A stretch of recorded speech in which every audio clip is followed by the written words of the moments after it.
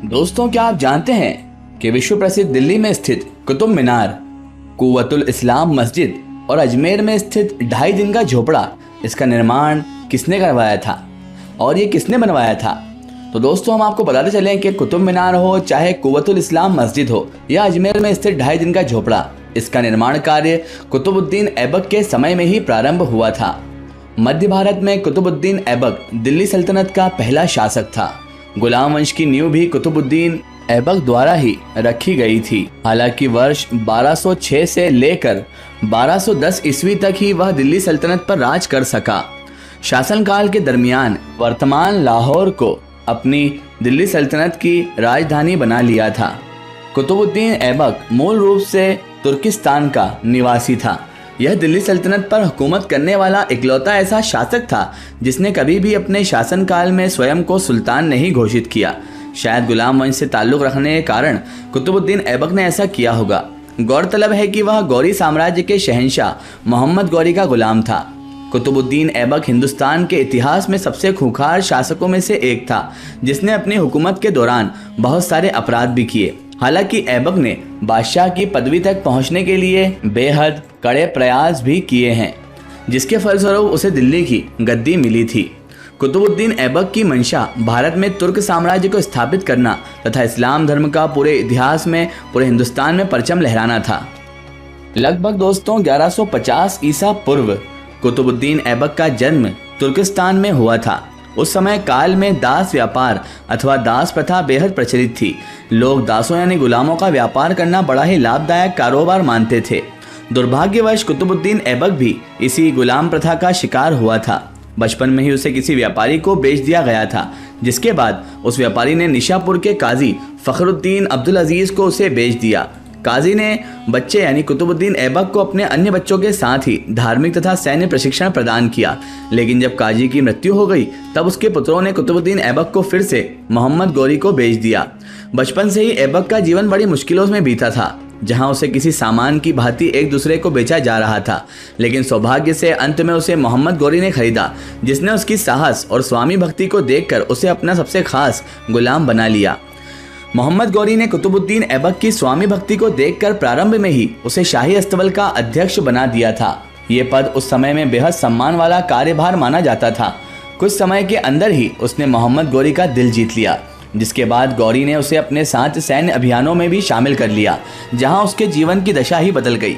सैन्य अभियानों में बेमिसाल प्रदर्शन करके एक बार फिर से वह मोहम्मद गौरी की नज़रों में आया, जिसके बाद वह उसे सीधा सूबेदार का पद प्राप्त कर दिया गया।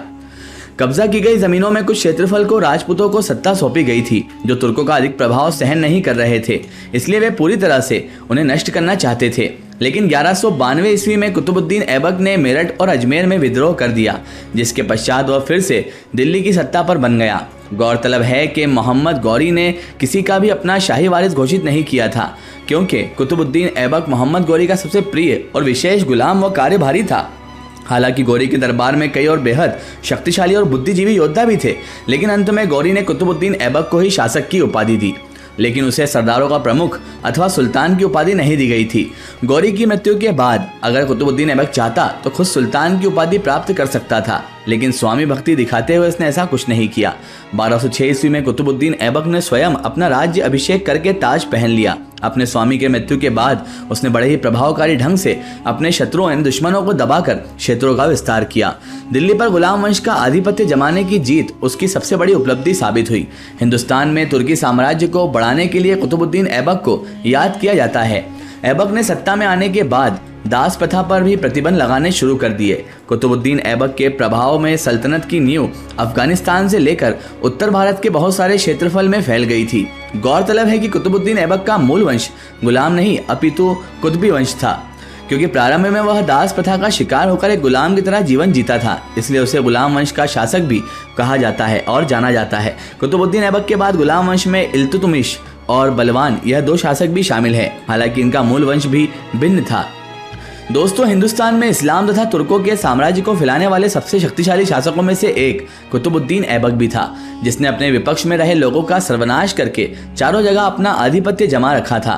मोहम्मद गौरी के नेतृत्व में वह सबसे पहले केवल सेना का नेतृत्व करता था, लेकिन उसने कर्मनिष्ठा और शक्ति को देखकर मोहम्मद गौरी ने उसे कई जगहों का सूबेदार नियुक्त कर दिया था। इसके अलावा अपने महत्वपूर्ण युद्ध में भी वह कुतुबुद्दीन ऐबक को अपनी रणनीति में शामिल करता था।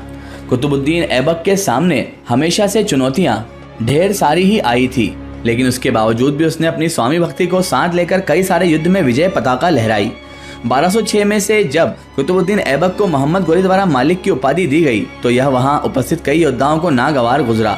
उसके बाद उसके राज्य में ही कई दुश्मन उसके विरुद्ध हो गए। एक तरफ राजपूतों के विद्रोह करने का भय था, तो वहीं दूसरी ओर सबसे शक्तिशाली नसरुद्दीन कुब्चा तथा ताजुद्दीन यल्दौज भी हाथ धोकर दिल्ली के तख्त के पीछे पड़े थे।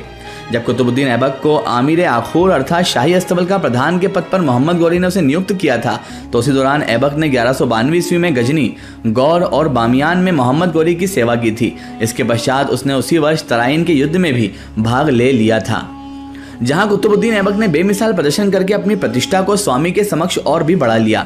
इसके बाद वह कई हिंदुस्तानी प्रदेशों का सूबेदार नियुक्त हुआ। वापस लौटने के बाद ऐबक ने मेरठ और अजमेर में उठने वाले कई विद्रोहियों का नाश किया और शांति कायम कर दी। 1194 ईस्वी में हुए कन्नौज के राजा जयचंद तथा मोहम्मद गौरी के बीच लड़ाई में शातिर तरीके से अपने स्वामी की सहायता की। कुछ सालों बाद उस समय काल में गुजरात की राजधानी अहिलवाड़ा को 1197 ईस्वी में उसने लूटा। इसके बाद वहां के शासक भीमदेव को भी सजा दी। तत्पश्चात बुंदेलखंड के महाराज परमारदिदेव के साथ उसने सन 1202 में उसने युद्ध भी किया और उन्हें हराने के बाद कुतुबुद्दीन ऐबक ने खजुराहो, कालिंजर और महोबा पर जीत हासिल कर ली थी।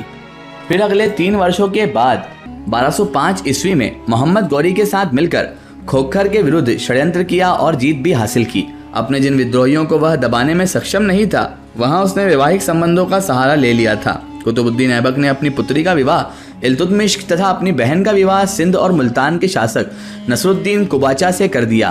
तत्पश्चात गजनी के शासक ताजुद्दीन यल्दौज की पुत्री से विवाह कर लिया। इस तरह कई तरफ से उसने अपने दुश्मनों को मित्र में बदल लिया था। इसके पश्चात कुतुबुद्दीन ऐबक ने गंगा नदी के सहायक स्रोत के समीप आए सबसे महत्वपूर्ण क्षेत्रों में से एक बदायून को फिर से जीत लिया और वहां का शासन इल्तुतमिश के हाथों में सौंप दिया। इतिहास में हुए सबसे शक्तिशाली गुलाम वंश के शासकों में कुतुबुद्दीन ऐबक प्रथम नंबर पे थे। उसने बहुत कम समय में ही बड़ी उपलब्धि प्राप्त कर ली थी और बेशक अपने साहस और अपने विवेक से ऐबक ने दिल्ली सल्तनत को भी अपने अधीन कर लिया था, लेकिन कई इतिहासकारों का मानना है कि वह एक निर्दयी व्यक्ति भी था। धार्मिक मामलों में कुतुबुद्दीन ऐबक ने इस्लामी कट्टरवादी शासकों की तरह ही राज किया था। कहा जाता है कि जिस जगह पर उसने कुव्वतुल इस्लाम मस्जिद का निर्माण करवाया था, वहां पहले एक मंदिर था जिसे तोड़ने के बाद उसने मस्जिद की नींव रखी थी। इसके अलावा हजारों मंदिरों को ध्वस्त करवाकर हिंदुओं पर भी बहुत अत्याचार किए। ऐसा बहुत सारे लोगों का मानना है, लेकिन कई लोगों का मानना है कि वो ऐसा नहीं था। इसके अलावा इतिहासकार ये भी तर्क देते हैं कि जिस कलाकारी से कुतुब मीनार का निर्माण करवाया गया था, वह हिंदू कलाकृतियों से बहुत हद तक मिलता जुलता था। कुतुबुद्दीन ऐबक के जीते जी कुतुब मीनार का निर्माण पूरा नहीं हो सका, लेकिन ऐबक के दामाद इल्तुतमिश ने कुतुब मीनार के निर्माण कार्य को पूरा करवाया था। आज भी ऐसे कई सुराग अथवा साक्ष्य इतिहासकारों द्वारा पेश किए जाते हैं जो कि उस समय काल में कुतुबुद्दीन ऐबक के अत्याचार को दर्शाते हैं। दिल्ली पर शासन करने के 4 साल के पश्चात 1210 ईस्वी में जब कुतुबुद्दीन ऐबक अपने शाही बाग में घुड़सवारी करके पोलो अथवा चौगान खेल रहा था, उसी वक्त उसका पैर फिसल गया। इसके पश्चात वो घोड़े से नीचे गिर गया। कुतुबुद्दीन ऐबक को इससे काफी चोट आई, जिसके पश्चात उसकी मृत्यु हो गई। वर्तमान में पाकिस्तान के लाहौर में कुतुबुद्दीन ऐबक का मकबरा बना हुआ है। फिलहाल दोस्तों, आज की हमारी वीडियो में बस इतना ही। अगर ये वीडियो आपको पसंद आई है तो इसे ज़्यादा से ज़्यादा शेयर कीजिए और इसे अपने फ्रेंड सर्कल, अपने रिश्तेदारों तक जरूर पहुंचाएं। इसी तरह की इन्फॉर्मेटिव और हिस्टोरिकल वीडियो के लिए हमारे चैनल को सब्सक्राइब कीजिए और पास में दिए गए घंटी के आइकन को जरूर दबाएं ताकि हमारी आने वाली हर नई वीडियो की नोटिफिकेशन आप तक पहुंचती रहे।